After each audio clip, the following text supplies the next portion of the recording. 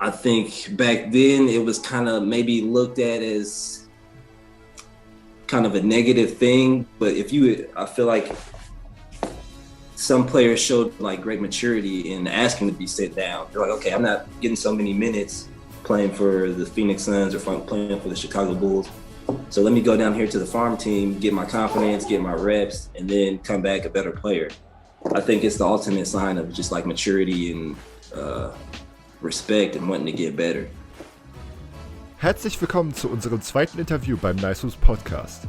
Ich bin Niklas Ny und ich durfte mit einem weiteren ehemaligen Mitspieler von mir reden, Shyron Eli. Shy ist einer der reflektiertesten Menschen, mit denen ich spielen durfte, weshalb unser Gespräch ganze 2 Stunden ging. Ich möchte euch deshalb gleich hier am Anfang ans Herz legen, die Extended Version auf den Nycehoops YouTube-Kanal zu schauen. Shy erzählt hier von seinen Erfahrungen in der D-League, seinen Anfängen in Heidelberg und was seine Zukunftspläne sind. Falls euch das Interview gefällt, folgt uns gerne auf Spotify, bewertet uns auf Apple Podcasts und folgt uns auf Instagram. Und nun viel Spaß beim Interview mit Shy Eli. I want to start off with your growing up in America, because I know you were born in Pennsylvania, but you grew up in Indiana. Yeah. Like how old were you when you moved down? So yeah, I was born in a town called Washington, Pennsylvania. I've been back there once or twice. Basically, Indianapolis is all I know. That's all I've ever known since I became conscious. You know what I'm saying? Like that's the only city I know. I think I moved there before I could walk or talk. You know what I'm saying? Both of my parents are from the South. My dad's from Alabama. My mom's from Richmond, Virginia. And they met in college and actually in a HBCU in Ohio. And then my dad was a preacher and he got a church in Washington, Pennsylvania. So that's where that connection comes from. So. Okay. Most European people probably only know the Pacers, maybe the Hoosiers, maybe the NASCAR track in Indiana. Yeah. Like how was it growing up in Indiana? What were they really? How was life like over there? It was great, man. Like I grew up in the when I was a little bit younger. We lived in I would say low to middle class part of town, but very diverse. I had a regular childhood. You know what I'm saying? I had friends from all over. Pretty easy to make friends. Bonded with a lot of friends through sports, through being outside. Grew up. We grew up really close to the, like you said, to the Brickyard, which is the racetrack. And every year in May and in July, you have 2 huge races. One is the Indy 500, which is the biggest race, and then in July you had the Brickyard 400, which is NASCAR.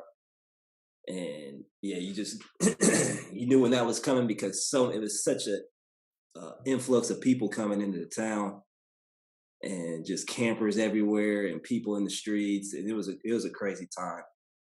I grew up close to the track, and my friends that lived really close to the track would always park cars in their yard. You know what I mean? Because there's so many people in town that they need to park their cars, and I would help with that. I would help people park cars. I would sell water. We just ran around there crazy. It was really fun time though. Had a good childhood in Indy for sure. Yeah, that's nice. Then in 2005 you went to college in Evansville, which is also in the same state. I know most people have to switch states for going to college. I know I talked to Dan. He grew up in Missouri, went to college in Indiana, in Valpo. I know when I went to college in Georgia, I had a teammate from Los Angeles. So basically he was just as far away from home as I was. Yeah. So how was it being able to go to college and still being close to your family in Indiana? I think for me it was a perfect situation. I didn't have a lot of offers coming out of high school. I should say after I had already verbally committed to Evansville, a couple bigger schools that came in because I kind of flew under the radar. You know what I mean? I didn't play usually how players get exposure in America in high school basketball is playing AAU. You know, it's good to play for your high school team. Like you have to do that, but the really strong recruiting comes in through AAU. Yeah. Like Explain real quick what AAU is for. So the AAU stands for AAU stands for Amateur Athletic Union, and it's basically just a collection of travel teams. You know, it could be regionally based, but players are pretty much in AAU. Players are free to play for whatever team they want, and there's tournaments held. And this is where most of the college coaches do the bulk of their recruiting. You know what I mean? Like I said, it's good. You have to play for your high school. You know, that's all great, but the AAU circuit is crazy because there's, like I said, it's like me. Like I didn't play it. I grew up playing AAU from about when I was 9 years old all the way till I was about 13, and then I had 2 years in high school where I didn't play, and I can't remember why I didn't play it. Like I don't know why. I just stopped playing AAU. But that was a huge mistake because if I would have continued to play those years, you know, that I didn't, then I think I would have gotten recruited a lot stronger by bigger schools. But I shouldn't say mistake because I'm happy about Evansville. I'm glad I went there. That was the place for me. But yeah, back to that. Sorry. All good. So Evansville, it was perfect situation for me because it's a 3-hour drive from Indianapolis. And so it was far enough away that I got to experience a different city, a different region of the state. But it was close enough that I could get back home if, you know, I could go home for a weekend. You know what I mean? 3-hour drive is not bad, you know. But that it's a small private university in Evansville. You have the University of Southern Indiana also down there. They're a Division II school. They're actually like a Division II powerhouse. They're a basketball program. Really, really good school. They had a few thousand students. We only had at University of Evansville, we only had around 3,000 students. And a lot of them were student athletes. And so it's a really good school if you can get in there. I was lucky to get an athletic scholarship. And but I know for the students, you know, for the regular students, a lot of people were paying $30,000 a year to go there. You know, so I was blessed that I was able to get a full ride for basketball. Yeah, so you spent 5 years there, I think. 4 years. I was there 4 years. Oh, just 4 years. Okay. Yeah. Then, and then last year you went to the CIT for postseason tournament. Mm-hmm. Played the first round against Belmont, which is kind of funny because at Mercer we would always have preseason games against Belmont, like exhibition games. So it's kind of funny how that's like also a little circle between us. Mm-hmm. Then after you graduated, you spent a couple of years on D-League teams. Mm-hmm. Now most people in Germany and Europe, they know about the D-League, but they don't really know like the system that stands behind it. So if you could explain that a little bit, how that works. Yeah. So back when I played, man, it's like 100 years ago. But it was called the D-League. It stands for the NBA Development League. And these NBA teams, they have, I guess we call them like farm teams. They have, back then, I think there was only 16 teams in the D-League. And so some NBA teams had multiple D-League teams under their organization. So the first team that I played for was called the Iowa Energy. I think right now they're called the Iowa Wolves. But they were under the Bulls, the Chicago Bulls, and the Phoenix Suns. Those were our farm teams or whatever. So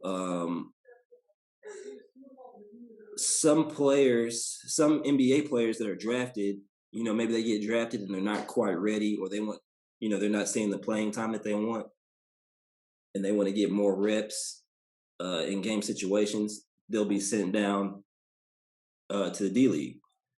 I think back then it was kind of maybe looked at as kind of a negative thing, but I feel like some players showed like great maturity in asking to be sent down. They're like, okay, I'm not getting so many minutes playing for the Phoenix Suns or playing for the Chicago Bulls. So let me go down here to the farm team, get my confidence, get my reps, and then come back a better player. I think it's the ultimate sign of just like maturity and respect and wanting to get better. So, so my first season was with the Iowa Energy. We had players like Taylor Griffin, who was sitting down from the Phoenix Suns. He's the older brother of Blake Griffin. We had James Johnson, who was sent down by the Chicago Bulls, who I think now is on maybe the Miami Heat. Maybe that's the last time. Yeah. Yeah. Got to play with these guys. It was a really good experience. When I was drafted, when I was drafted into the D League, I was the only rookie on our team that year. And so I was the youngest player, and on a team full of veterans, guys that had either played on NBA teams, had 10-day call-ups, or had been to NBA training camps. So it was really like a crash course, like on how to play at the next level. And so I was really thankful to be on a team like that. My coach was Nick Nurse, who's now NBA champion with the Toronto Raptors. And my assistant coach was Nate Bjorkgren, who's now the head coach of the Indiana Pacers. Ah, nice. Yeah. So the circle is closed. Mm-hmm. What kind of rookie duties did you have to do? Man, what did I have to do? One day, I think in training camp, I think at the end of training camp, it was our last practice. And the coach broke us out or whatever. And then some of the older guys on the team, they just started grabbing all the basketballs and just chucking them up into the top stands of the arena. And then who had to go get them? Yeah. Also, like in one of the big arenas. Oh yeah. Because the arena we played at in Iowa is called it was called the Wells Fargo Center in Des Moines, Iowa. I'm not sure what it's called now, or if it's the same. But this is a 15,000, 20,000 seat arena. This is like a real deal. You know what I mean? Like it. Even bigger than Mercedes-Benz Arena here in Berlin. Yeah, it was really nice. You know what I'm saying? So yeah, I had to do stuff like that. I don't remember carrying like bags or anything like that, but I'm sure maybe I had to do it once or twice. But I had some really good like OGs that were, when I was a rookie, guys that had played all over the world, played on top teams in Turkey and Spain, and played in the NBA. And yeah, it was just really cool to get to spend time with those guys and getting to learn from them. Yeah, it's nice to hear, because I think most people think that people in the D League mostly just play for themselves so they can move into the NBA. But from what you say, it does have more like a maturity, like a team aspect. Yeah.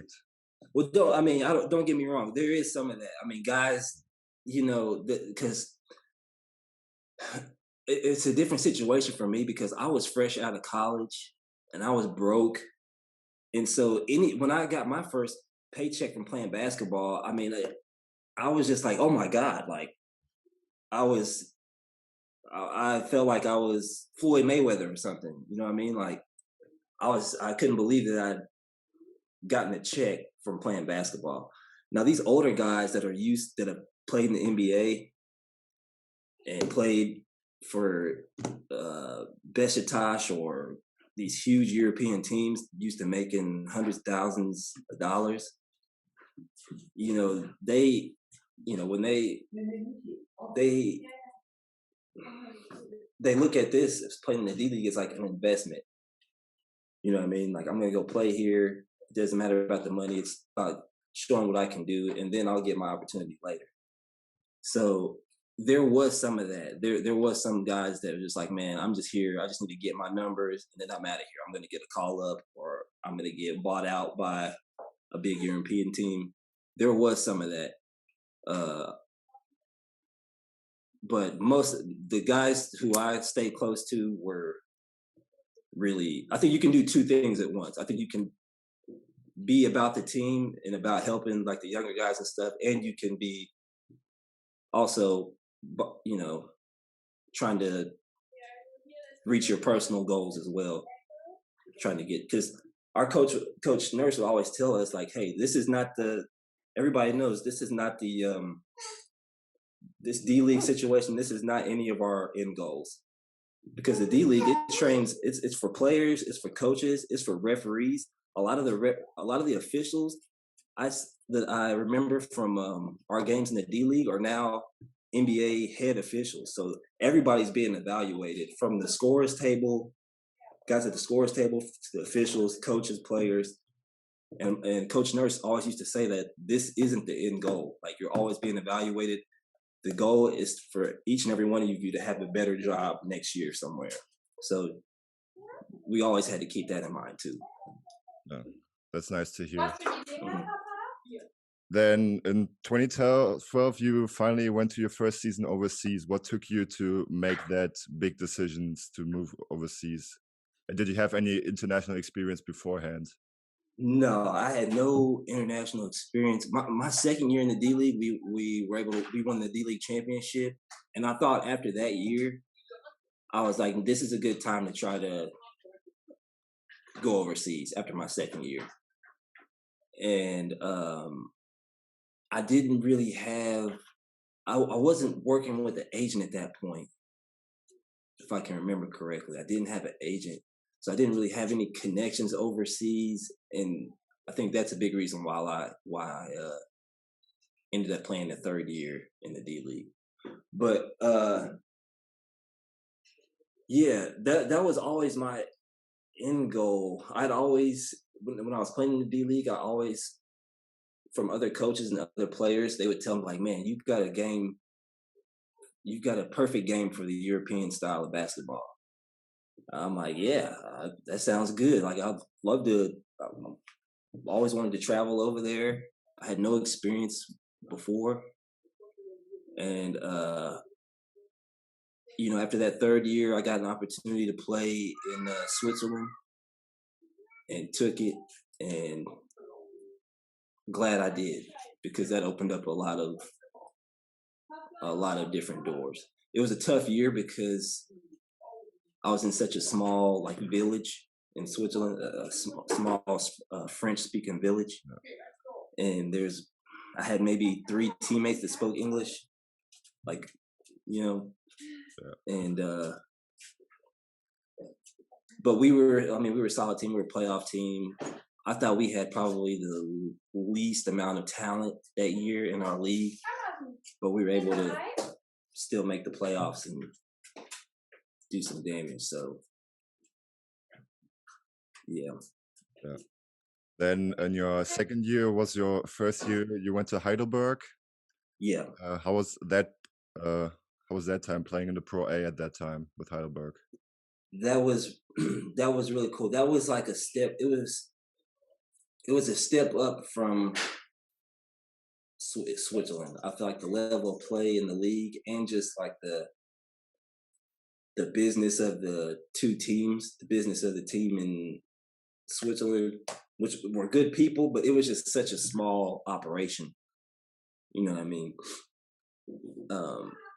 They were as professional as they could be, but I just felt like Heidelberg, it was a step up as far as city, everything, city, money,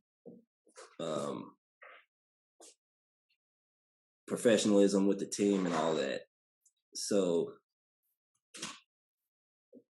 that year, I think I got to Heidelberg, I think in like August of 2013. Yeah. And yeah, I could tell. I was like, okay, this is gonna be like a strong year, just because I don't know, when you feel like the team is a little bit more professional, it just raises your level, I think. So, You're more motivated to practice and to games. oh yeah, oh yeah. But yeah, that's a special year. That's the year I met Anna. And our team success wasn't where I wanted to be. We actually we lost our last game of the season against the ehemaligen in order to make the playoffs, and that's like one of the most disappointing points in my career, because we had such a good team, we had such good players, but we dealt with some things. We one of our guys quit. Our starting 5-man, he was an American, went home for Christmas, didn't come back. Yeah, I heard the story. We had injuries. Devin White had been injured late in the season. He had an ankle injury that hurt us, and yeah, we just couldn't recover after that.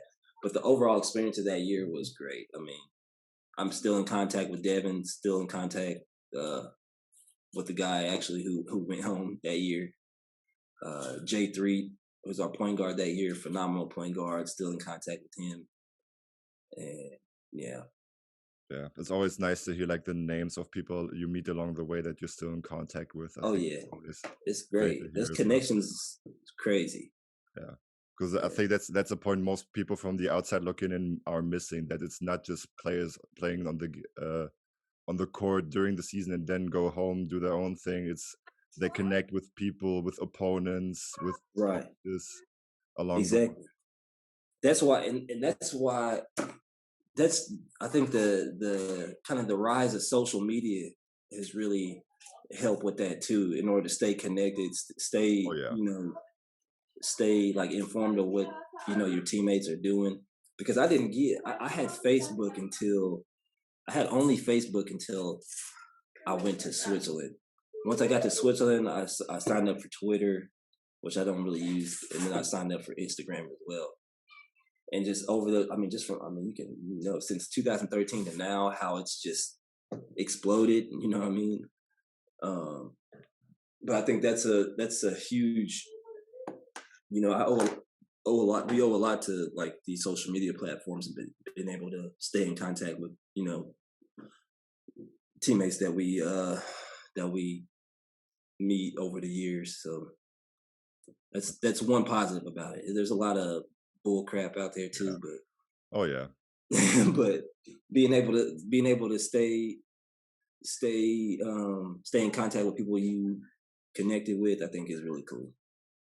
I think it's also helped a lot with guys getting recruited because you put like highlight tapes online. They're Oh getting yeah, more exposure. There are more ways to view them. yeah. You can kind of promote yourself. Yeah. Before, you kind of had to rely on your agent. You know what I mean? To do that kind of stuff. But now you can you can promote your own stuff now. I think it's really cool. Yeah. Then after your first year in Heidelberg, you went to France in Le Mans. Mm-hmm. I would say, like on paper, probably besides the D League, the highest level you played because y'all played Euro Cup and reached the quarterfinals. You played together with Rodrigue Beaubois, who's now the point guard for EuroLeague team Anadolu Efes. How was your experience there? Of course, it was once again French speaking everything, so not much English. Well, yeah, the French language is just difficult. I mean, first of all. Oh yeah. But I when I was the first year in Switzerland, I learned a bit of French. I had to. I didn't have a choice. You know what I mean? And I was happy to learn it. I mean, just learn some new stuff. But the year in France was that was a great year, a learning experience. It was also kind of a tough year playing wise because it was the first team or maybe not the first team. It was one of the only teams that I had been on where I felt like playing wise, there I wasn't able to play through mistakes. I'm used to being trusted to play through the mistakes I make on the floor. And that year, the it, we had such good players, like you said, like Rody Bobois. We had Charles Kahudi, who's a French national team player, and he's playing in the Asvel now. Also EuroLeague. Also EuroLeague team. Really solid guy. I mean, just one of the best guys I've ever met.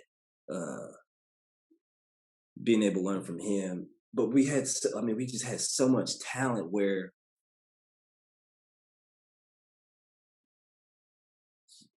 playing. I mean, it's like, okay, you missed your first two shots. There's 3 or 4 of the guys on the bench that are just as capable of making that shot as well.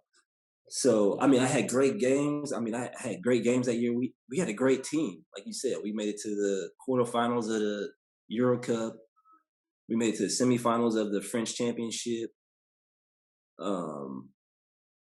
We made it to the championship of the Leaders Cup in Disneyland in Paris. I mean, there were some unbelievable experiences that year. But it was very challenging because I had to adjust to being coached a different way that I wasn't used to. Yeah. And it was I'm better for it now, I think, because like you said, it's the most competition, the biggest team I played for, and just had to learn to adjust. But I wouldn't take anything back. That was a great year. Still in contact with a lot of guys from that team as well. Yeah, I think it's always great to learn different coaching styles, especially the ones that don't really fit you, because it makes you appreciate it even more if you come to a situation that fits you more. Yep. It's I mean, yeah, it's just like probably like in any business setting, even working for a company. Oh, yeah. I mean, there's different management styles, there's different owning styles, and if you're gonna work for a company or something, you got to learn to adjust. And yeah, a lot of stuff is results based. That's what it comes down to. That's why I like sports so much, because it's there's not much room for anything else. It's either did you get it done or did you not get it done. In NBA, they say it's a make or miss league. I think that's how it is with any sport, in any league, in any basketball league. It's did you get it done or did you not get it done? That's what it comes down to at the end of the day. So, but I like that part of it, because there's a lot of stuff that you can control. Also, I think the best coach, like tactics, any coach can learn the tactics of basketball. I think it's the ones that the ones that actually teach, that put the players on the next level, because they teach them not only values of the game, but like values in life and in personality. Yeah. And that not only benefits them in basketball, it also benefits them afterwards when they go into a business. That's why people in sports are always putting their sports experience on their resume, because bosses know that they have like character traits that fit very well in business. Hell yeah. A lot. A lot of sports mirror life. Basketball definitely does. It's it's taught me, I think, my work ethic, my consistency. I know I can grind through anything if you can, grind through multiple years of playing in Europe away from your home. Those skills and those traits, they help, I think, in any facet of life, for sure. Oh, yeah, definitely.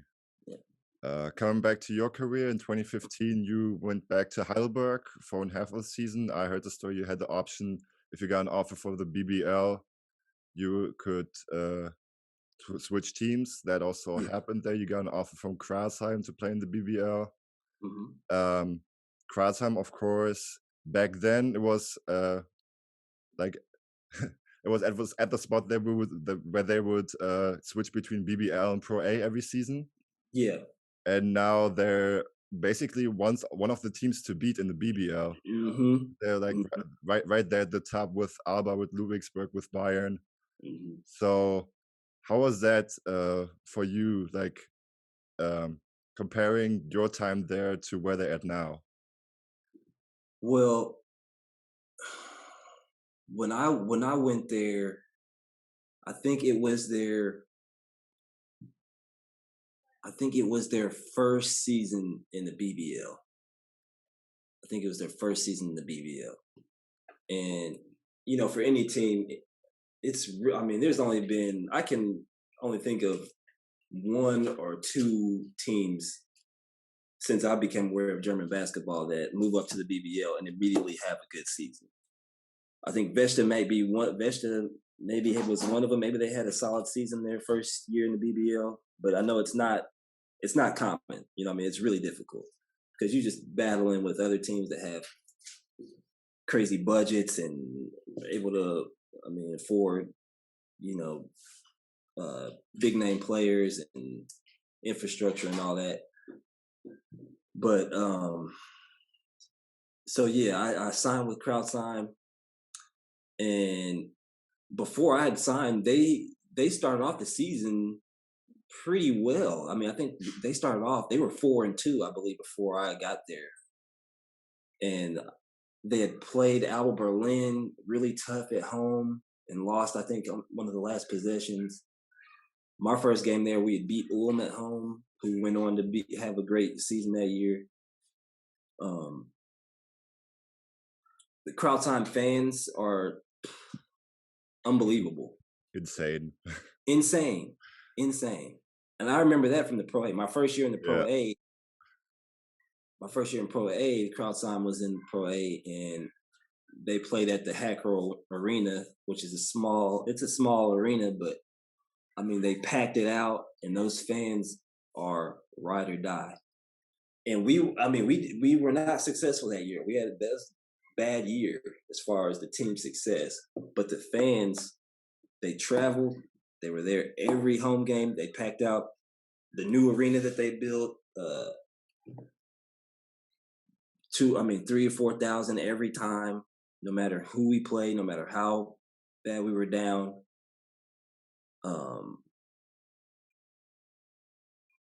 And that's one thing I appreciate about that city and about those fans, is that they had unconditional love for the team, which is crazy. That's one thing I like about basketball clubs that are located in smaller towns, because they got nothing there besides basketball, so they got the ride or die fans, and it's always good to see like this fan loyalty being paid off, but with their team constantly getting better, and now like being up there with the top teams of the league. With the loyalty, that's the word that's a great word. Loyalty, that's exactly what it is. But I also want to talk about the coach too, because when I was there, the first probably 2/3 of the season that I was there, we were coached by Ingo, who was also, I believe, a part owner in the team.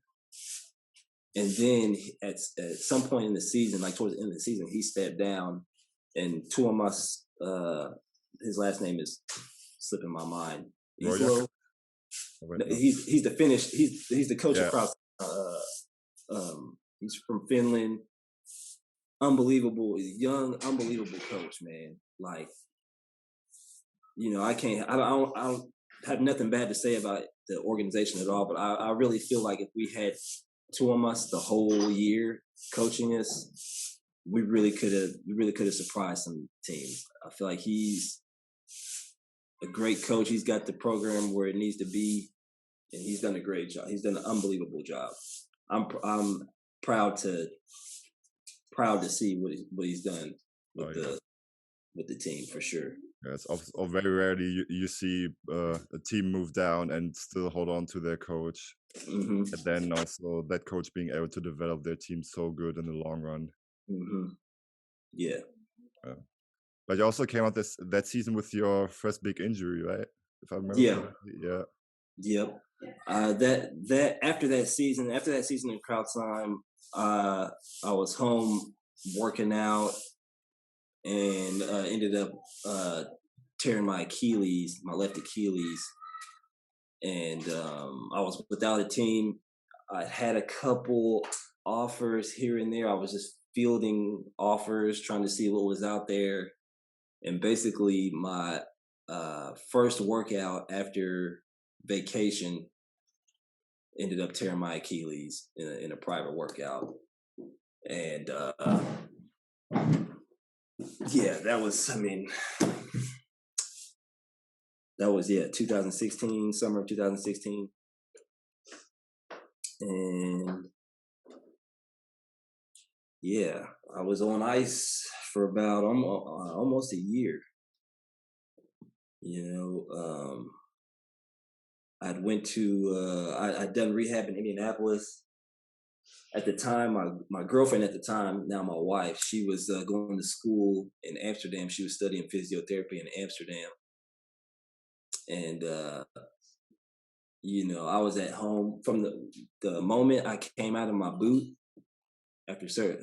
Had surgery, was on the little scooter for a while, and then I was in a walking boot, and then like basically a day or two after I got cleared from the walking boot, I flew over to Amsterdam to stay with Anna for a couple months.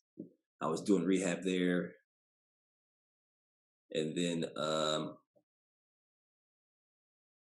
yeah, I got the call from Matthias asking me what I've been up to. Matthias, our manager here in Heidelberg, always kept in contact with me, always checked on me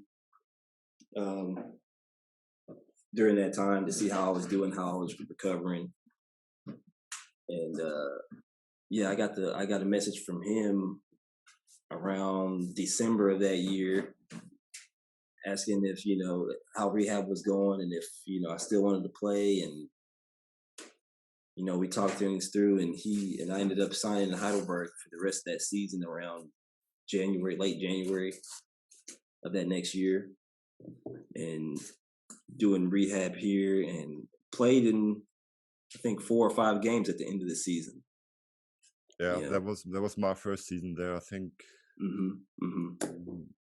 I think your first game back was when we played at Chemnitz, which was I don't know, the second to last game. Yeah, I think so. Range. I think so. Yeah, at Chemnitz. Yeah, and yeah, what was that the year? Was that Kirchheim in the playoffs? Yeah, there was the year where we had 6 games against Kirchheim, because not only do we have our last season game against them, but we also had a playoff series against them where we went the full 5 games. Yep. I remember that vividly. Yep. Yeah, it's also nice because I think some players, they basically play from contract to contract, so they don't really build the connections to any teams they play with. But because you kept in contact with the people, Heidelberg knew that you were a good guy, and so they knew that they wanted to take a chance on you, because an Achilles tendon is a pretty big injury. It's huge. They say it's for an athlete, they say it's the worst. Yeah. The worst injury you could have. So they took their chance on you because they trusted in you. They made you, they gave you the opportunity to finish rehab over there. And I mean, you look at it now, you've been playing for them ever since, and not too shabby. So yeah, I think that's a great story. And also, one quick question: how would you compare the state of the Heidelberg organization now from where you played for them at 2013? Well, I think it's only grown. That first year, we finished that year. We finished 9th, one spot outside the playoffs. And I think in between the years where I went to play for different teams and then came back, they were steady on an incline. But I mean, just the success of the team, I think, has only gotten better. We went. I think one of the other years I was here, we finished fifth place, and that was the highest we had finished. Then the next year, it was like third place, Yeah. broke our record before. And then the next year, we finished second. You know what I mean? So I think it's only grown. I think Frankie has done a good job, kind of instilling his like philosophy on the team, on the court. And I think Matthias has done a good job, and Frankie together, of just like recruiting good guys, because you want good players, but you also, I mean, you want guys that'll get along with each other, that are not knuckleheads. You know what I'm saying? That are Oh, yeah. good people. I think that's really important. I mean, you can get I've seen teams in the Pro A and everywhere I've been that have like great basketball players. You know what I mean? Like great players, but maybe not so good at guys. You know what I'm saying? Yeah. That are not willing to like work together with other players.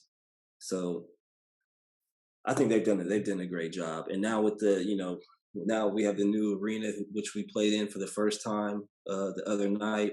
Looks great on the stream. Looked great. I mean, it's really nice. I mean, you said it's brand new. It's been in the works for a few years. Only there were a crowd. Yeah, if only there were. That's right, man. That's right. But it's still, the atmosphere in there it's really nice. I think it's only a matter of time before we can start like putting some butts in the seats. So yeah, it's just grown. That's all I can say. It's just growth over the years, just a steady grind. Because nothing that comes easy is really worth having. You know what I mean? That steady, from year by year, that steady climb is what's most gratifying. Would you say your future plans are staying with your family in Heidelberg and trying to get them to move up to the BBL? For sure. There's something about, like, I'll be honest, like in those years before my injury, I loved Heidelberg. I loved the city. The city was always going to be special to me because, I met my wife here. I had my son here. But there was years in between where I was trying to get away. I thought that there was bigger opportunities elsewhere to play. It was just my ego as a player. Like, man, I feel like I could be on a bigger stage. I feel like I could be playing for a bigger team. But something just always brought me back here. And I had to just sit and like listen to that. You know what I mean? Like just sit there and sit with that and just be like, okay, well, maybe this is where I'm supposed to be. This is where I'm meant to be. And it's not a bad place to be. You know what I mean? It's beautiful here and we love it. And ever since I kind of accepted that, I said, you know what? All right, I'm going to put everything I got into getting this team a championship, like, or getting us to the next level, getting us to the BBL. Like, I'm going to do whatever I have to do on the court I made it my life's goal, basically, is to get Heidelberg to the first league. Yeah. And I think this season, I felt like each of the past seasons we've had the tools to do it. Last year ended with the pandemic. The year before, we lost in the semifinals. I felt like we were really close. But I think this year we have as good a chance as any. Yeah, I think that's also like the root and frustrations in most young players, is that wherever they are, they always think the grass is greener somewhere else, where they have a bigger stage and bigger paychecks somewhere else. And in the meantime, they forget to maybe not think about where they can get the most exposure, but where they feel the best, actually. Right. That's exactly right. And I'm guilty super guilty of that. That's where my mind was. I was happy, like you said, like this is a beautiful city. I was happy to be here, but I couldn't help but think, like, man, you know, maybe there's a better opportunity out there somewhere. I would fight back and forth with it. You know what I mean? I would go through spurts like, okay, no, I'm happy here, I'm good here, and then I would, have a day where I'm just like, man, maybe you see one of your homies, what I'm saying, on social media, or somebody that you play with, like, man, I'm just as good as that guy. He's playing here or getting this, and I think that's a dangerous game to play. Yeah, dangerous mindset.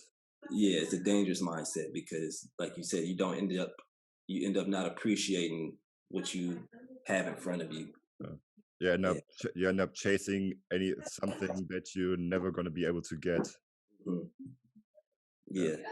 Yeah. So yeah, I'm glad. I'm like I said, I'm more than happy. I've been content, and like I said, my goal, my focus is clear on what I'm trying to do with this team, and I'm happy to try to get it done for sure. I love that. Really love that. Mhm. A few quick questions towards the end here, if you don't mind. No problem. You always had the number 5 on your jersey? Ever since in high school, I wore 23. It's actually interesting. Classic. In high school, our we had like some messed up uniforms. Like I wore 23 at home, and away I wore number 53. I don't know why we didn't have the 23 for our away jersey. I don't know. Interesting. Yeah. But I wore 23 in high school. Not even because there's just like the best available number. There was only you didn't really get to at my high school. You didn't really get to choose truly your number. So you just had to kind of go with.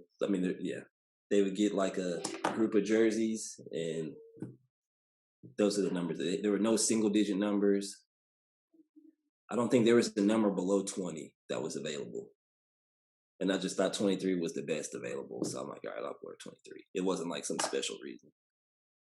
And then in college, I started to wear number 5, and it's been 5 ever since then, ever since college. Yeah. Any special story behind it? Not really.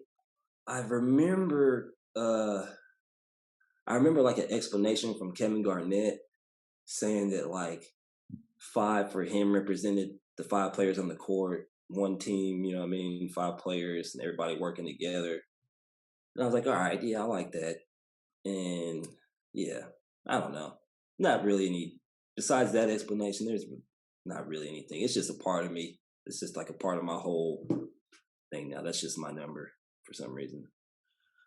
Given that there's no global pandemic going on, what's your favorite activity in off-season? Favorite activity in the off season? Probably.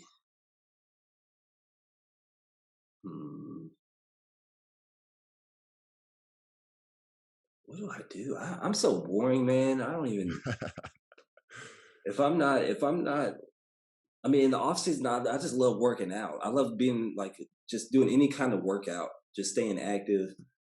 I started last summer. Me and Anna, we started doing CrossFit, which is really interesting. It's kind of once we we kind of got into that, and it was kind of like addicting. Like we were like, all right, we got to go, gotta get better. Like, cause CrossFit is like based on making improvements and meeting certain goals and stuff. So we got into CrossFit heavy. I love boxing. I like boxing training, but anything active. Besides, I always work out in the summer, like basketball wise, but anything in the weight room or doing something like that, doing something where I'm being active. Yeah, that's also what I got to love over the last year, where I was away from basketball. Just love fitness, any types of different workouts, just staying in shape, getting your body a little bit of other stimuli than in Yeah, basketball. exactly. I think if like it's so. I just look at players like there's a player like Steve Nash. Like I see him like doing like soccer workouts and stuff in the summers. I'm like, man, that's for a player like him who has like such good footwork and can get anywhere on the court with the basketball. I know that like his soccer skills help in some way the way he was able to dominate. Back to back MVPs. Oh yeah. Like I know that helps in some way. But yeah, anything where I can use my body and be active, I'll try for sure. That's great. Personal player that inspired you the most doesn't necessarily have to be basketball related. Ooh, personal player. I had a few growing up. I mean, I was obsessed when I was young with Roy Jones Jr., with Michael Vick. Um, I think I started playing basketball because of Gary Payton. I just liked his like swag on the court. I used to try to make because he makes like funny faces and he's like always talking shit. And I've never been a shit talker, but I just appreciated the way he just didn't back down from anybody. And so he's probably the reason why I started playing. Um, I mean, nowadays LeBron inspires me, just like his longevity and what he's able to do. Bruce Lee, love Bruce Lee. But yeah, like Roy Jones Jr. and Michael Vick, besides basketball, those were like my guys growing up. Okay. Yeah. Last question. If you have a big advice for young players that watch or listen to this, what would you give them?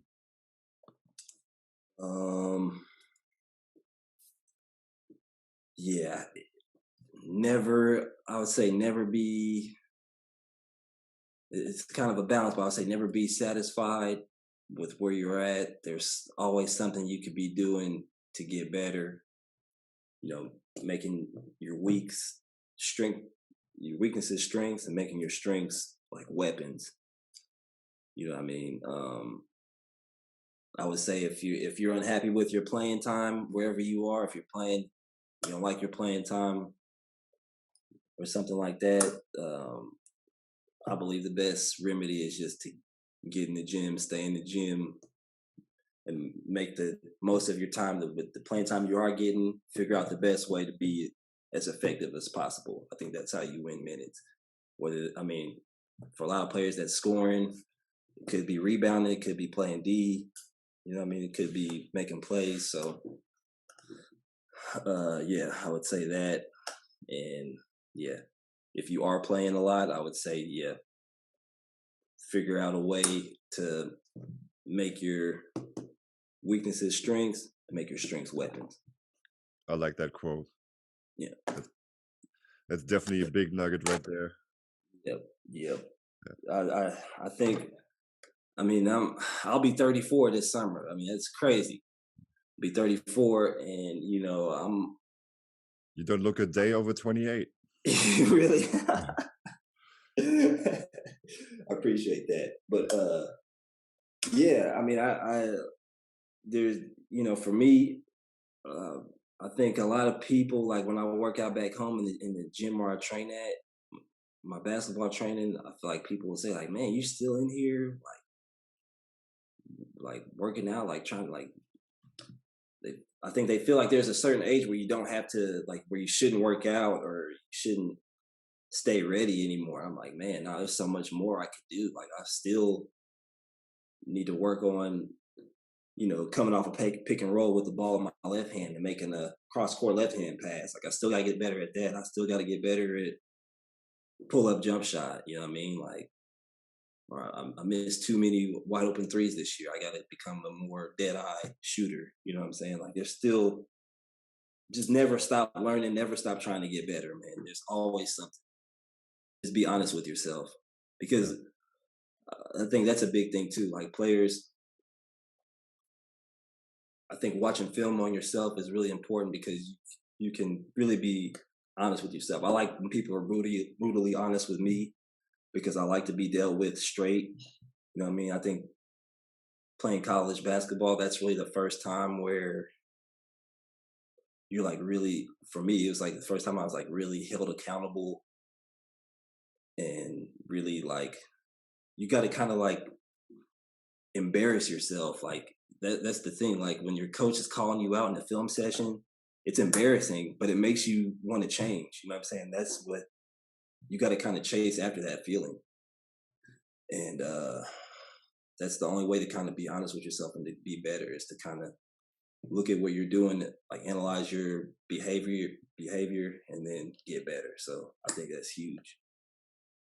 It's always nice. Also, the feeling where you actually see some visible process in your game. Yeah, yeah, yeah, It doesn't necessarily have to be stat wise, because I know most people that define their success by their stats, but there's so much more that's put into the game that defines if you're a good player or not. yeah, yeah. I mean, we played. I can just one example. We played Tübingen a few weeks ago, and they had a player I was guarding. I won't say his name, but he's really, really quick. And during the first game we played them, I was watching film. I lost like two or three hard closeouts to him, and he beat me off the dribble. And I'm like, man, and I think that's like the hardest thing in basketball defensively. I think is to close out on a shooter, like run full speed at a dude who might shoot it, it might drive it. You want to honor the shot, but you also don't want to get beat, and you're running at him, and then he's at the same time he's trying to beat you. I think it's the hardest thing to do. But so I watched film on that. I was like, dog, I gotta be better. Next game, he's not beating me off the dribble, right? So yeah, the next game we played them, I had two or three more opportunities to close out on him, and he didn't beat me. And that stuff, like you said, doesn't show up in the stat line, but maybe it contributed to the win. Okay, he didn't get an advantage because he did get past me. He couldn't see an open shooter on the other side. He didn't have a shot for himself. So after the game, we won the game. I think I had a good game offensively, 15, 16 points or something, but I was most happy that that this dude didn't beat me off the dribble in the closeout on two or three opportunities. And I felt good. Like that's progress. Like, and that's what I was saying. Like I watched that on the film. I watched myself during the first game, and I was like, all right, that was terrible. That's terrible defense. You're better than that. You know, recognize it, own it, and then the next opportunity I had, I changed it. And that's what makes me happy that I was able to do that. Yeah, I think that's also something more coaches should develop, not only giving their guys their stats, but also like showing them situations like that where they could improve that doesn't necessarily show up in the stats. Because Yeah, I know with my young kids, like whenever we would finish a game, one of the first questions they had was how many points they got. right, yeah. That's some young stuff right there. I mean, that's as they get older. I mean, it's good to instill that in them now. That like, all right, you scored a few points, but maybe that's not the most important thing. Like, okay, look, little Timmy, you had 10 points, but you know what? Also, you did. I saw you take a charge as well. You know what I mean? Or I saw you dive on the floor for a loose ball. You know what I'm saying? Like, I think those things are important too. But yeah, that's the kind of like you said, some stuff doesn't show up in the stat line, but it's so critical. Like, and I think as you get older and stuff and play a lot of basketball, you start to realize that. That's also one of my frustrations because I have a lot of quick players and they have good footwork and defense, but they don't want to take charges at all. Right. Yeah, yeah. So many opportunities, but like just let yourself get run over. Yeah. It's not it's not. But taking charges isn't the sexy thing to do in basketball. People want 3-pointers and dunks and behind the back passes and shit. So, But the good thing is, in the upper levels, you have enough people that see those kind of things and oh yeah, get the players for it, for the dirty work. oh yeah. My college coach. I mean, if you want to see him like lose his mind with excitement, like absolutely just go crazy, take a charge. He would, that was the thing that really made him crazy happy, was if a player took a charge, no matter how. That was like he said that's like the most selfless thing to do on the court on defense, is to take a charge. Yeah, I remember one game at college. We would be on the road. Our two other big men would be out with fouls.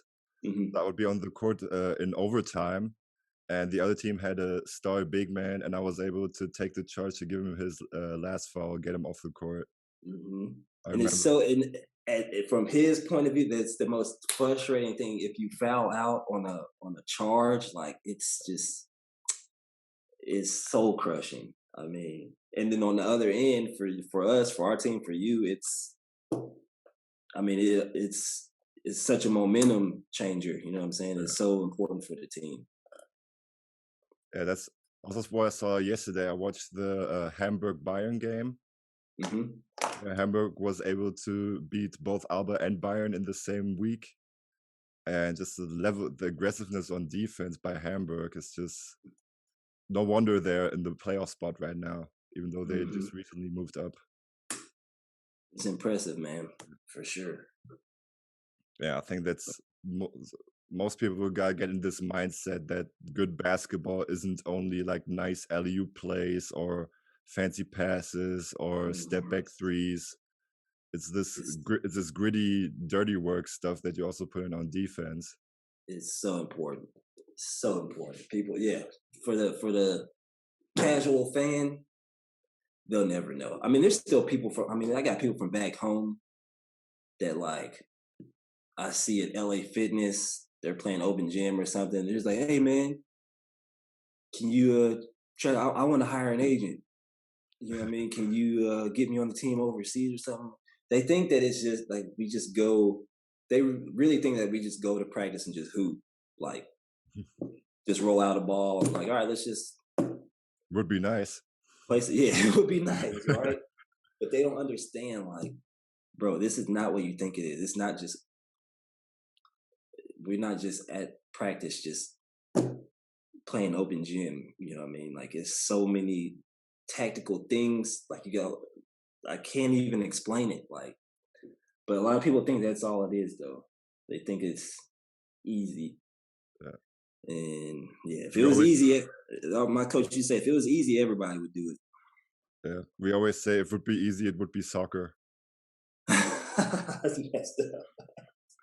Yeah. But yeah, man, it blows my mind to kind of see people like, with their kind of interpretation of a athlete's life is, because I think they got it all wrong most of the time. Like, yeah, you never really know what's going on until you're in the system and actually experience it for yourself. But sometimes it's kind of insulting, because that happens 2 or 3 times every time I go home during the summer. I see somebody at LA Fitness or at a gym somewhere, and they're just like, hey man, you play overseas? I'm like, yep. Like, oh, all right, I've been working at so and so. I want to play overseas now too. So you got an agent you can hook me up with? I'm like, what? Like, have you played before? Did you play college basketball? How old are you? Oh, you're 33. You haven't played any organized basketball since you were 23. And now you think you can make a basketball career like now? Like, it's insulting. You know what I mean? Like, but it happened. It happens so often, man. It's crazy. But yeah, like I said, people think you just go to practice, roll out the ball, and just kind of mess around for an hour and go home and then play games and that's it. But there's so much more. It's so much more. It's not even funny. But yeah, I just think it's funny. It happens. It'll happen this summer too. And I'll message you too. Once it happens, I'm gonna message you. Yeah, I definitely need to quote on it. Or like, Yeah. if you could sneak him some footage, that'd be great. Oh my god, man, it's hilarious. But yeah, I know it's coming. It happens every year. But it's I kind of chuckle at it, but then I'm just like, man, the balls on this dude to ask me that. You know what I mean? Maybe not even balls, maybe just like delusion. Yeah, it really is. It's delusional. It's really delusional. I was thinking, like, dog, you would be after one training camp day in the Czech Republic with Frankie, like, dude, Oh yeah. you'd be done. There's no, you wouldn't, you'd be done. You'd be like, get me on the next flight out of here. We didn't. I was lucky. I mean, that's one thing I was thankful for the pandemic this season because we didn't go to Czech Republic. Yeah. Training camp, I was so happy. But yeah, we'll see about next year. If it's, I have a feeling if it starts to loosen up again, you know what I'm saying? If enough people get vaccinated and the numbers go down and stuff, I'm thinking we haven't seen the last of Czech Republic.